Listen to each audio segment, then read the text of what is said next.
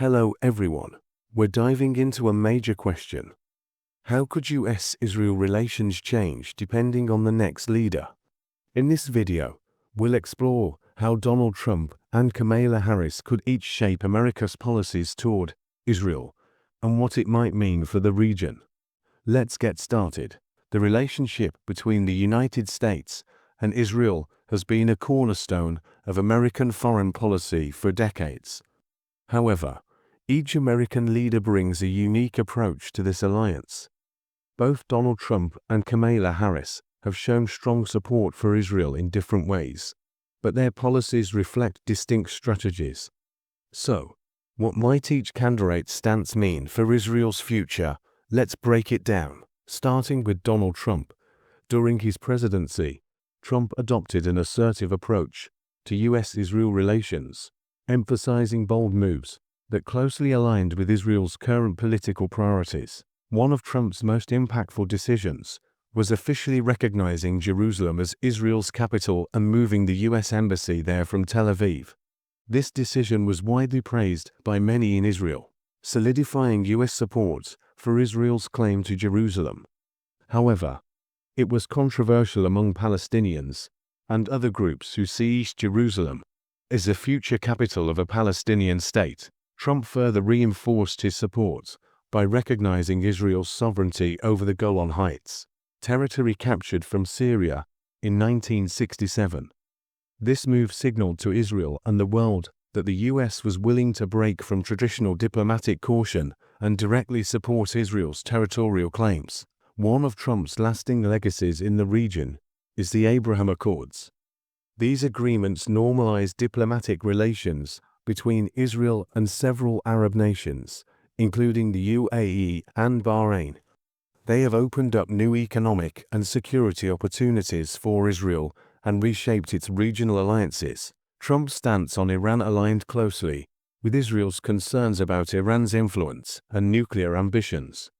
By withdrawing from the 2015 Iran nuclear deal, known as the Joint Comprehensive Plan of Action, EPOA, and applying heavy sanctions, Trump aimed to weaken Iran's regional influence, a stance welcomed by Israel, which views Iran as a major security threat. Trump's policies heavily favored Israel, with less focus on diplomatic relations with the Palestinians.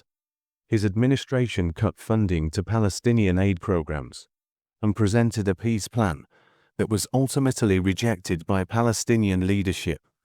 Many Israelis viewed this as a positive shift, while Palestinians felt it disregarded their needs. Now let's consider Kamala Harris. Although Harris supports Israel's security and defense, her approach suggests a focus on balance and diplomacy. Harris has consistently expressed support for Israel's right to defend itself, especially during conflicts such as recent escalations in Gaza. However, her approach emphasizes a vision of peace and stability for the region as a whole, not just direct support for Israel's strategic moves. Unlike Trump, Harris is likely to prioritize engagement with the Palestinian Authority and back initiatives to improve Palestinian living conditions. She has indicated support for humanitarian aid and development programs in Palestinian territories, aiming to ease some of the long-standing tensions through diplomacy. Harris supports a diplomatic approach to Iran, aimed at controlling its nuclear ambitions while reducing military escalation. She has suggested that a new agreement with stricter oversight could prevent Iran from developing nuclear weapons. This cautious re-engagement with Iran could help reduce nuclear threats, but Israel remains concerned about the effectiveness of diplomacy in restraining Iran. Harris supports a two-state solution, envisioning Israel and a future Palestinian state coexisting peacefully. This traditional stance has mixed reception in Israel, but Harris sees it as necessary for lasting peace and stability in the region. So, what would a Trump or Harris victory mean for Israel? A Trump victory would likely bring back policies that heavily favor Israel's conservative priorities. Expect a continuation of strong diplomatic moves that reinforce Israel's territorial claims and increase pressure on Iran. Trump's approach could further solidify Israel's regional standing but might also heighten tensions with Palestinians. With Harris, U.S.-Israel relations would remain strong, but her approach would involve more balance and diplomacy.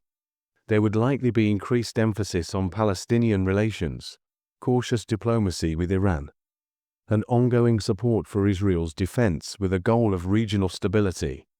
While this may appeal to advocates for peace, it might be seen as less favorable by some in Israel who prioritize security and a tougher stance on Palestinian engagement. In summary, Trump's approach emphasizes assertive support for Israel's strategic priorities and territorial claims, while Harris advocates for a more balanced approach that includes engaging with Palestinians and negotiating with Iran. Both stances have their strengths, but they offer different visions for the future of U.S.-Israel relations. So, what do you think?